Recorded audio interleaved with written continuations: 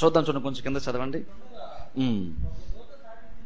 చూడండి, ఈ 4 వచ్చిన మనిషి అయితే అక్కడ దేవుడు దాన్ని ఆజ్ఞాపించాడు. ఒక ఆయన ఏంటంటే ప్రకటించాడు. ఏం ప్రకటించాడంటే, ఈవెన్ ప్రతి వారు కూడా, సకల భాషలు మాట్లాడే వాళ్ళు ప్రతి వాళ్ళు కూడా విగ్రహాన్ని మొక్కాలి. ఆ స్థానంలో ఉన్నటువంటి ముఖ్యులతో సహా ప్రజలు ఆయా భాషలు మాట్లాడారంటే అందులో బహుశా ఇజ్రాయెల్ ప్రజలు కూడా వస్తారు. ఎందుకంటే వాళ్ళు అక్కడ నాన్ లోకల్స్ కాబట్టి, వాళ్ళు వేరే భాష మాట్లాడతారు కాబట్టి. సో ఇప్పుడు అలా చూసుకుంటే ప్రతి వాళ్ళు కూడా ఎప్పుడైతే ఆ సంగీతం వినబడుతుందో, సంగీతం వాళ్ళు సంగీతాన్ని వాయిస్తారో, వాయించినప్పుడు అది వినబడగానే ప్రతి వాళ్ళు కూడా దానికి నమస్కరించాలి, సాష్టాంగపడాలి. ఇది రాజు యొక్క నియమం. రాజు ఎప్పుడైతే మ్యూజిక్ వినబడితే వెంటనే అందరూ కూడా నమస్కరింపాలి, ఆ విగ్రహానికి మొక్కాలి. ఇప్పుడు చూడండి, చెప్తున్నాను, ఆ విగ్రహం ఏంటంటే ఇంకా మనకు తెలియదు. విగ్రహాన్ని మొక్కాలని చెప్పేసి అక్కడ ఆయన చెప్పాడు. ఇప్పుడు ఏంటంటే అందరూ అలాగునే చేశారు. అక్కడ కింద మనం చదివితే అందరూ కూడా అలాగనే చేశారు. అయితే తర్వాత కొంచెం కిందకి మనం చదివితే అక్కడ ఏంటంటే వీళ్ళు ముగ్గురు, షడ్రక, మెషక, అబేద్నెగోలు మాత్రము ఆ విగ్రహానికి మొక్కట్లేదని అక్కడ ఆస్థానం మరి కొంతమంది వచ్చి రాజుకు ఆ విషయాన్ని చెప్తారు. ఇప్పుడు చూడండి, అంత చేత టైం అయిపోతుంది, నేనే చెప్పేస్తున్నాను ఆ విషయాన్ని. అక్కడ షడ్రక, మెషక, అబేద్నెగోలు దానికి మొక్కలేదు, ఆ విగ్రహానికి మొక్కలేదు. వాళ్ళు మొక్కున్నప్పుడు రాజుగారి దగ్గరికి ఆ కంప్లైంట్ వెళ్ళింది. వెళ్ళినప్పుడు ఆ రాజు వాళ్ళని పిలిపిస్తున్నాడు. పిలిపిస్తూ చూడండి, చదువుకుందాం ఆ వచనము. రాజుగారు తన దగ్గరికి పిలిపించారు ఇప్పుడు వీళ్ళు ముగ్గురిని. ఎందుకు పిలిపించారంటే కారణం ఒకటి, వీళ్ళు ముగ్గురు కూడా విగ్రహానికి మొక్కట్లేదు. ఇప్పుడు ఆ కంప్లైంట్ మీద రాజుగారు పిలిపించారు. ప్లస్ ఇక్కడ ఒక విషయం మనం ఆలోచించేద్దాం. నిజంగా వీళ్ళ యొక్క ఆత్మ సంబంధం, వీళ్ళ యొక్క స్ట్రెంగ్త్ ఏంటో మనం చూద్దాం. నిజంగా చూడండి, ఇక్కడ ఆ విగ్రహానికి నమస్కరించాలి. ఇప్పుడు చూడండి, నమస్కారం బేసిక్ ఎంత టైం పడుతుంది చూడండి, ఆలోచన చేద్దాం ఒకసారి. విగ్రహానికి నమస్కరించడానికి ఎంత టైం పడుతుంది? ఇప్పుడు వీళ్ళు రోజంతా మ్యూజిక్ ఏం ప్లే చేయట్లేదు. వీళ్ళు రోజంతా దానికి అలా 10 సార్లు సాష్టాంగపడడం చెప్పలేదు. ఎప్పుడైతే మ్యూజిక్ ప్లే చేసినప్పుడు అందరూ కూడా నమస్కరించాలి దాన్ని. సో నాకు తెలిసిన వరకు అది పెద్ద ఉండదు. సింపుల్ మనం జస్ట్ నమస్కారం ఎలా అంటామో, లేదా బహుశా క్రిస్టియన్స్కి వెళ్తున్నప్పుడు ప్రైజ్ ఎలా అంటాం, బహుశా అలాగని ఒక్కసారి విగ్రహం నమస్కారము పెట్టాలి. ఇప్పుడు చూడండి, పెద్ద విషయం కాదు. ఉన్నటువంటి 24 గంటల్లో ఈ రాజు ఏదైతే ఆజ్ఞాపించాడో ఆజ్ఞకు లోబడడానికి పెద్ద ఎక్కువ టైం పట్టేది కూడా ఏం కాదు. 2 సెకండ్లు లేదా 3 సెకండ్లు, మా అయితే 5 సెకండ్లు అనుకుందాం. 5 సెకండ్లే పడుతుంది ఈ ఆజ్ఞకి. అందులో రాజుగారి దగ్గరుండి కూర్చొని ప్రతి వాళ్ళని ఎవరికి వాళ్ళు ఇండివిజువల్గా వచ్చే నమస్కారం చేయమని చెప్పలేదు. ఇక్కడ మ్యూజిక్ ప్లే చేసినప్పుడు, అంటే ప్రతిసారి కాదు, ఏదో టైంలో మ్యూజిక్ ప్లే చేస్తారు. మ్యూజిక్ ప్లే చేసినప్పుడు అందరూ నమస్కారం చేస్తారు, అందరితో పాటు చేయాలి. ఇప్పుడు ఇక్కడ చూడండి, వీళ్ళకి ప్రత్యేకత ఏంటి తెలుసా?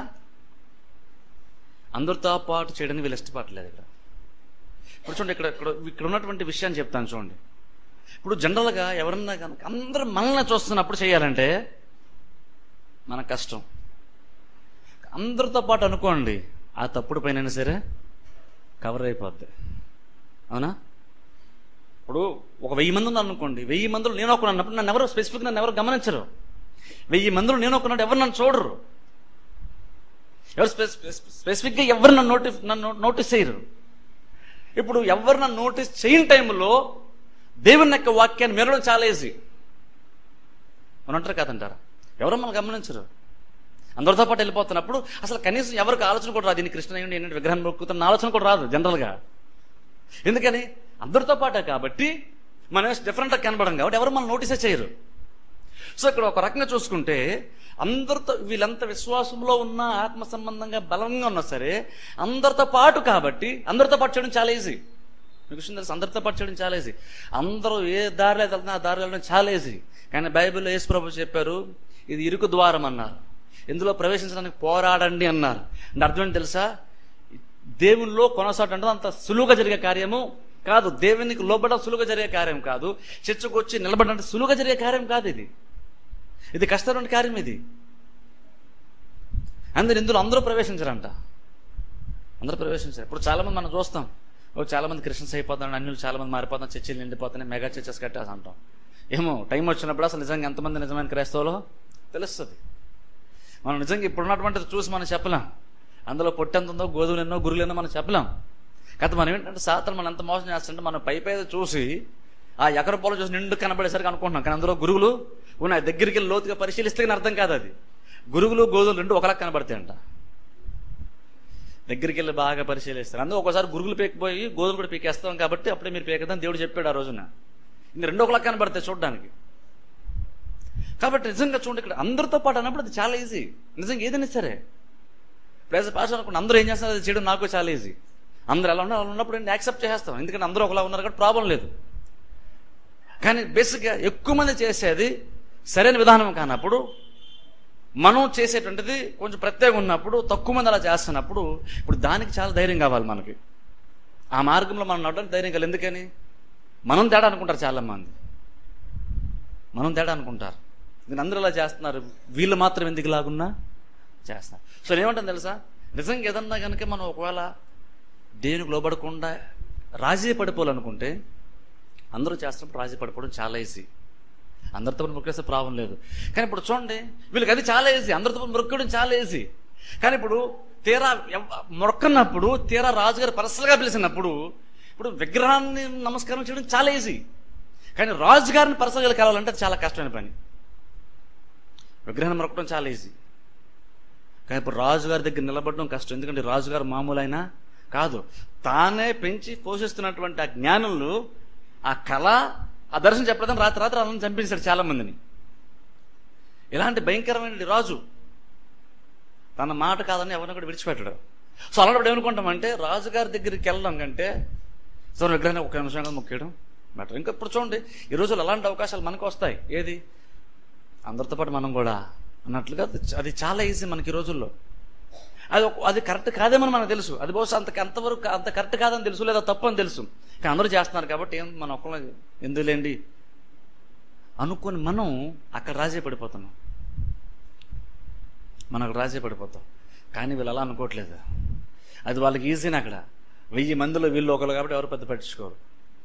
కానీ వీళ్ళు అక్కడ కూడా వీళ్ళు లోబడడానికి వీళ్ళు ఇష్టపడలేదు. ఇప్పుడు చూడండి, ఎందుకు లోబడలేదు ఇక్కడ బెస్ట్ ఉన్న అక్కడ వాక్య ప్రకారం చూస్తే వాళ్ళు దేనికి మొక్కడదని దేవుడు చెప్పాడు. సో కాబట్టి వాళ్ళు దానికి లోబడుతున్నారు. వాళ్ళు రాజుగారు ఆజ్ఞ కానీ చేయలేదు. ఇప్పుడు చూడండి, ఇక్కడ వాళ్ళు రాజీ పడిపోవడానికి, విగ్రహం మొక్కడానికి బోల్డ్ కారణాలు దొరుకుతాయి. మొక్కకపోవడానికి ఒకటే కారణం, కానీ మొక్కడానికి మాత్రం బోల్డ్ కారణాలు దొరుకుతాయి. ఆ కారణాలు చెప్పినప్పుడు ఏ మనిషి అయినా సరే పర్లేదులేండి, ఏముందండి అంటాడు.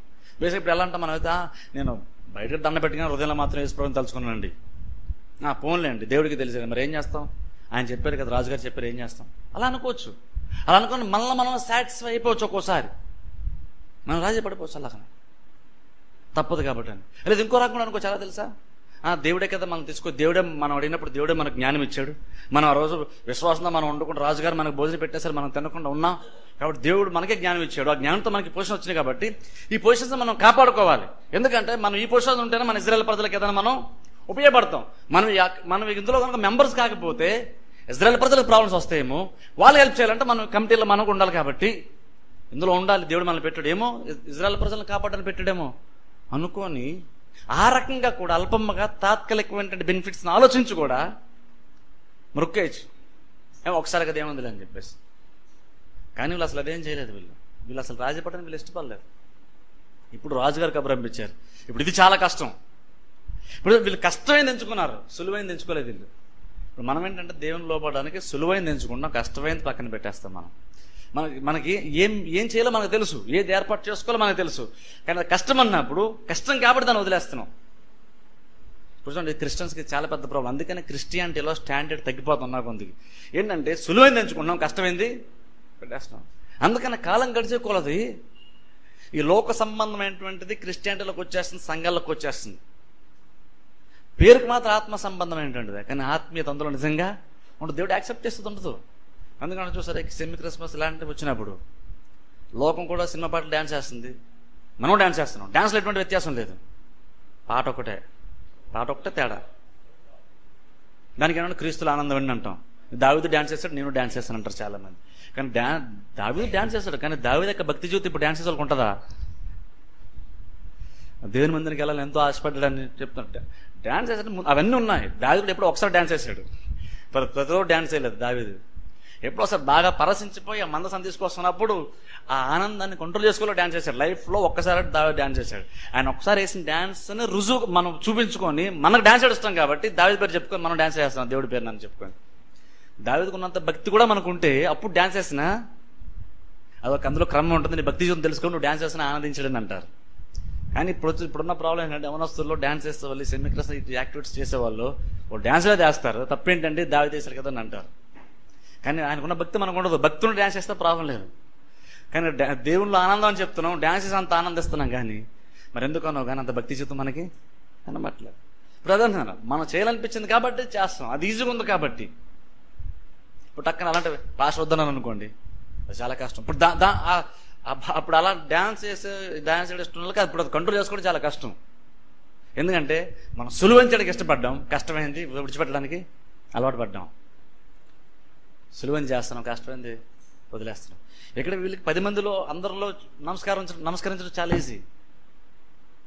కానీ వాళ్ళకి సులువుగా అయిపోయేది అంటే సార్ గోటితో పోయేదానికి అంటాం చూసారా, అలాగే పోయేదాన్ని కూడా వీళ్ళు అసలు రాజీ పడకుండా నిలబడ్డారు. ఇప్పుడు ఎంతకన్నా పెద్ద రిస్కులకు ఇప్పుడు వెళ్ళారు. ఎందుకన్నా పెద్ద ఇప్పుడు రాజుగారిని ఫేస్ చేయాలి. రాజుగారి మూడు ఎలా ఉంటుందో తెలియదు.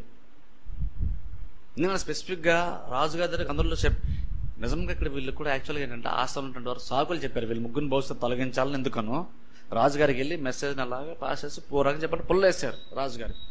రాజుగారికి కోపం వచ్చింది. ఇప్పుడు చూడండి ఎంత కోపం వచ్చారు. రాజుగారి భవిష్యత్తుకు అవకాశం ఇచ్చారు ఇక్కడ రాజుగారు. ఏమని తెలుసా, మీరు ఎందుకు మొక్కలేదంటే డైరెక్ట్గా పనిష్మెంట్ అనలేదు. ఇప్పటికైనా సరే మ్యూజిక్ ప్లే అవుతుంది, ఇప్పటికైనా సరే మీరు మొక్కితే సరే, ఇప్పటికీ ఛాన్స్ ఇచ్చాడు చూసారా.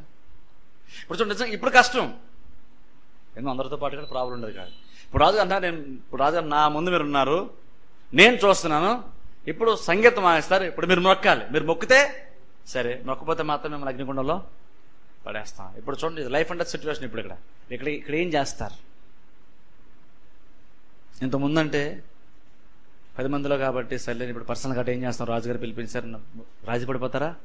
వీళ్ళు రాజీ పడడానికి వీళ్ళు ఇష్టపడలేదు. చదవండి కిందకి ఏం చేశారు అన్నారు. ఈ ముగ్గురు ఏమన్నారు తెలుసా, రాజుగారి కోసం చేశారు. ఇప్పటికైనా సరే ఛాన్స్ ఉంది, మీరు కనుక మొక్కేస్తే మీరు ప్రాణాలతో బతికిపోతారు, మీ పొజిషన్స్ మీకు ఉంటాయి.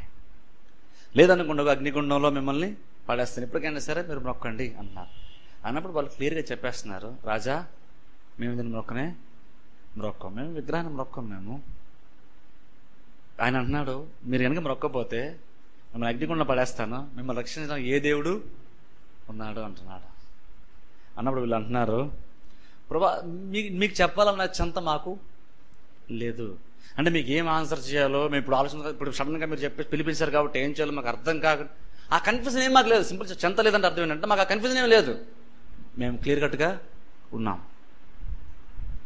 ఎందుకు తెలుసా, చూడండి నిజం ఇది వీళ్ళు ఈ దినం కొరకు బహుశా వాళ్ళు ముందుగానే సిద్ధపడి ఉంటారేమో. ఇప్పుడు చూడండి నిజంగా ఆత్మజ్యోతి ఎప్పుడు మనం ఇలాగే సిద్ధపడి ఉండాలి.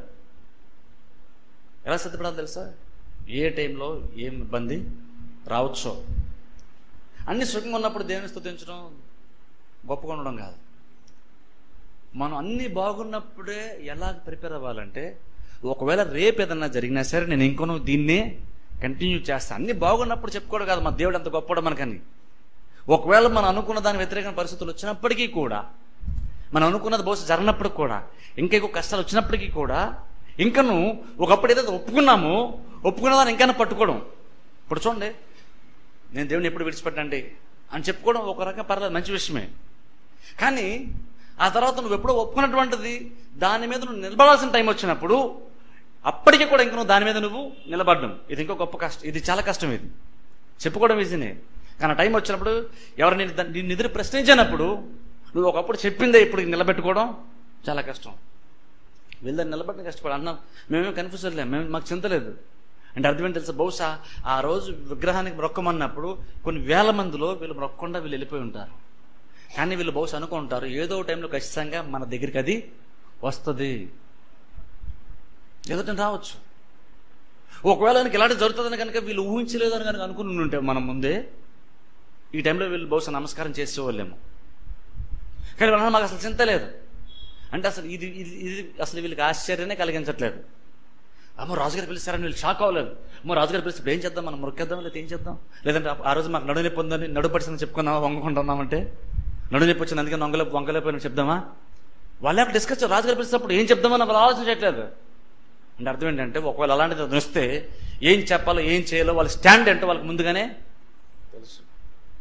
అందుకే లేదు, మాకేం ఆ వర్రీ ఏం లేదు, మాకు ఆ వర్రీ ఏమీ లేదు, మేము క్లియర్గా ఉన్నాం. దేవుడు రక్షించడానికి సమర్థుడు. అగ్నిలో ఉండే కాదు, ఇంకో మాట అన్నారు వాళ్ళు, మీ చేతిలో నుండి కూడా. ఇప్పుడు చూడండి, ఇది చాలా గొప్ప విషయం. అగ్ని మాకు ఏం చేయకుండా కాదు, నువ్వు నిజంగా మాకు నిజంగా అంత డేంజర్ అని తెలిస్తే, నువ్వు నిజంగా నా ప్రాణాలు తీసే పొజిషన్ కనుక మేము వస్తే, దేవుడు కావాలనుకుంటే నీ చేతిలో కూడా మనం రక్షించడానికి దేవుడు సమర్థుడు. ఇప్పుడు చూడండి, ఇది నిజంగా చాలా ప్రాముఖ్యం, ఇది నిజంగా చాలా బలమైనటువంటిది.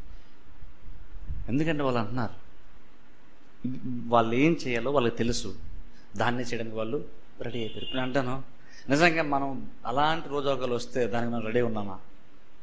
ఆలోచించండి. చెప్తాను చూడండి, ఈ రోజు కనుక మనం అలాంటి రోజు ఒకవేళ వస్తుందేమో కనుక ఈ రోజు నువ్వు రెడీగా లేకపోతే నువ్వు ఆ రోజు నువ్వు రెడీగా ఉండనే ఉండవు. అందరూ డౌట్ లేదు. పెళ్లి కుమారుడు వచ్చినప్పుడు నేను రెడీగా ఉంటానులేండి, ఈ రోజుకి నాకు బుడ్డిలో నూనె లేపని పర్లేదు అనుకుంటే, ఈ రోజు నువ్వు అప్పుడు నేను చూస్తానులేండి అన్నావంటే నువ్వు అప్పుడు కూడా నువ్వు చూడలేవు. నువ్వు ఇప్పటికిప్పుడు ఈ రోజు నువ్వు రెడీగా ఉంటేనే నువ్వు ఆ రోజు కూడా రెడీగా ఉంటావు. ఈ రోజు నువ్వు రెడీగా లేవంటే నువ్వు ఆ రోజుకి ఎప్పటికీ నువ్వు రెడీగా ఉండవు. అందుకంటాను, నువ్వు ఈ రోజు దేవునిలో కంటిన్యూ అయితేనే నువ్వు తర్వాతనే కంటిన్యూ అవుతావు. ఈరోజు నాకు కూడా నేను నెక్స్ట్ ఇయర్ నుండి చర్చకు వచ్చేస్తానంటే, న్యూ ఇయర్ నుండి చర్చకు వచ్చేస్తానంటే, ఈ రోజు నువ్వు రానప్పుడు నెక్స్ట్ ఇయర్ కూడా ఖచ్చితంగా వస్తాను గ్యారెంటీ ఏమి లేదు. ఈ రోజు మనం ఇలాంటి అట్లా ప్రిపేర్ అవ్వకపోతే రేపు వచ్చినప్పుడు కష్టం. అప్పుడు మనం నిలబడతాం. వాళ్ళకి తెలిసి ఏం చేయాలి, కొంచెం కలిసి